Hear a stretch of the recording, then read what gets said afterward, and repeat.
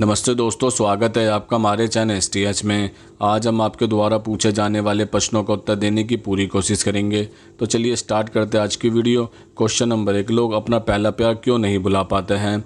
दरअसल इसके 3 कारण होते हैं। नंबर 1, आपने कभी ध्यान दिया है कि बचपन या किशोर व्यवस्था में जो बातें या गीत हमें झटपट याद हो जाते थे, वो उम्र बढ़ने के बाद उतनी आसानी से नहीं हो पाते। इसका कारण यह है कि कच्ची उम्र में जो याददाश्त मस्तिष्क में बनती है वो पूरे जीवन में बनी रहती है, जबकि बड़ी उम्र में ऐसा नहीं होता। उस समय आप बातें और भाव भूलने लगते हैं। पहला प्यार अक्सर कच्ची उम्र में होता है, जब हम याददाश्त को ज़्यादा अच्छी तरह से सजेज पाते हैं। यही कारण है कि यह प्यार और इससे जुड़े भाव हमेशा हमें याद रहते हैं। नंबर 2, बात सिर्फ पहले प्यार की करें तो यह सच है कि वो हमेशा याद रहता है, क्योंकि पहली बार हुई हर चीज़ खास होती है। बच्चे का पहला शब्द, पहला कदम, पहला स्कूल, पहली टीचर, पहली नौकरी, पहली सहेली और पहली कार, ये वो अनुभव है जिनका पहली बार होना एक खास अनुभूति करवाता है, जो फिर कभी नहीं होती। यही कारण है कि पहला प्यार भी खास हो जाता है, क्योंकि वैसी अनुभूतियाँ इससे पहले भी कभी नहीं महसूस हुई होती है। नंबर 3, पहला प्यार जिस अवस्था में होता है उस समय हम दुनियादारी और जिम्मेदारी से परे होते हैं।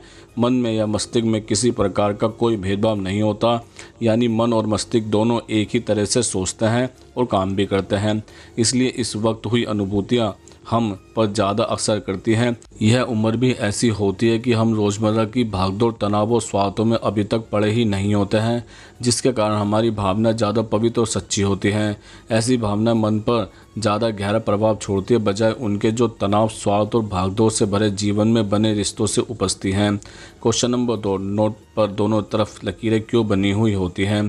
दरअसल आपने भारतीय नोटों को तो ज़रूर देखा होगा। भारतीय नोट में अलग तरह के डिज़ाइन बने होते हैं। भारतीय नोटों के दोनों तरफ कुछ लकीर बनी हुई होती है। जैसे जैसे नई टेक्नोलॉजी आती है, हर वो संभव कोशिश किया जाता है जिससे हमारी ज़िंदगी आसान होती चली जाती है। आइए जानते हैं इस भारतीय नोट के दोनों तरफ ये लकीर क्यों बनाई जाती हैं। दरअसल भारतीय नोटों पर लकीरें मुख्य रूप से नेत्रहीन लोगों के लिए बनाया जाता है। ये लकीर नोटों पर हल्की उभरी हुई रहती है, जिससे छूकर पता लगाया जा सके कि नोट कौन सा है और नोट असली है या फिर नकली। आइए जानते हैं नोटों की लकीरों के बारे में। दरअसल 100 रुपये के नोट पर दोनों तरफ सिर्फ 4 लकीरें बनी हुई होती हैं। 200 के नोट पर दोनों तरफ 4 लकीरें बनी और बीच में 2 गोले बने होते हैं।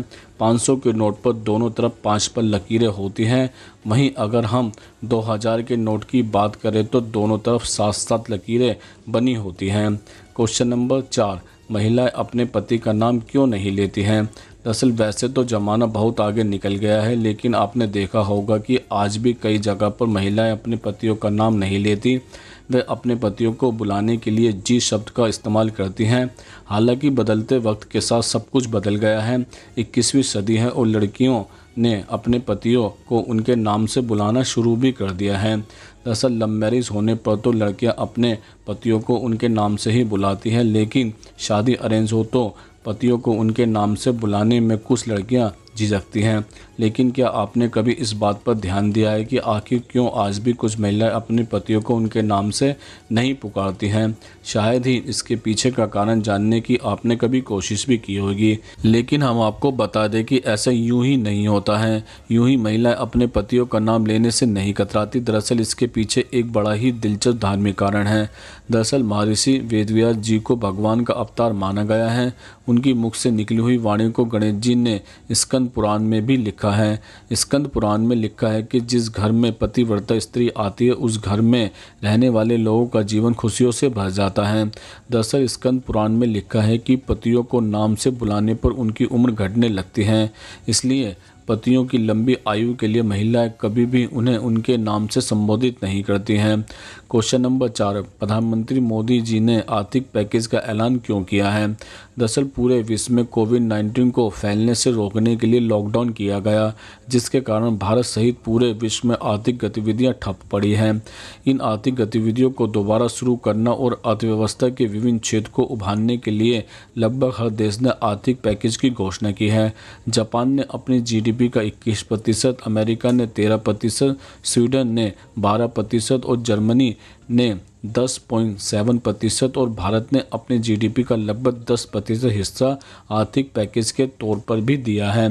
दरअसल इस पैकेज में छोटी, मंझोली और बड़ी कंपनियों को करों में राहत दी जाती है, जिससे उनकी उत्पादन लागत कम हो जाती है और वो उत्पादन बढ़ाने के लिए लोगों को नौकरी देते हैं, जिससे इकनॉमी में मांग बढ़ने लगती है और विभिन्न सेक्टर में रोजगार और आर्थिक गतिविधियां भी तेज होने लगती हैं। कंपनियों को आसान और सस्ती दरों पर लोन उपलब्ध कराया जाता है, जिससे वह नई मशीनरी और कच्चा माल खरीदते हैं। इस पैकेज में देश में निवेश करने वाली कंपनियों को लुभाने के उपाय शामिल होते हैं। इसमें देश में निवेश की शर्तों को आसान बनाया जाता है। किसानों को राहत के तौर पर खाद, बीज और टेक्नोलॉजी इक्विपमेंट खरीदने के लिए सस्ता लोन भी दिया जाता है। जो किसान कर्ज में दबे होते हैं उनके कर्ज की माफ़ी भी की जाती है।